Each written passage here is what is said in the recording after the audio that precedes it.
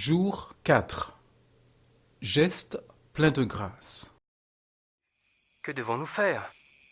Dans la loi, qu'est-il écrit? Et comment la comprends-tu? Ton Seigneur Dieu, tu aimeras de tout ton cœur, de toute ton âme, de toutes tes forces et de toute ta pensée. Et tu aimeras ton prochain comme toi-même. Tu as raison, fais cela et tu vivras. Mais qui est mon prochain? Pas ces soldats-là. Et que dire de César? Un jour, un homme descendait de Jérusalem vers Jéricho. Des brigands l'attaquèrent. Il fut dépouillé, frappé et abandonné à moitié mort.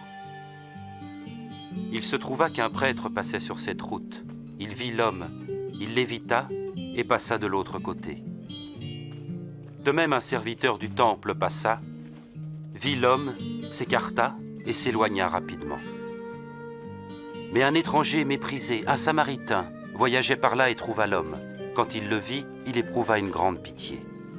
Il s'approcha de lui, pansa ses plaies en y versant de l'huile et du vin, le chargea sur sa propre monture, le conduisit à une auberge et prit soin de lui. Le lendemain, il donna 2 pièces d'argent à l'aubergiste et lui dit « Prends soin de lui, et si tu dépenses quelque chose de plus, c'est moi qui te rembourserai quand je repasserai. »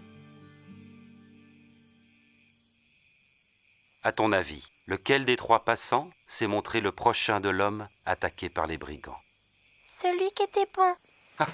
Alors faites de même. Pourquoi Jésus a-t-il raconté cette histoire? Qu'est-ce que les dirigeants ont démontré par leur réaction? Lequel de tes voisins aurait besoin de ton aide aujourd'hui?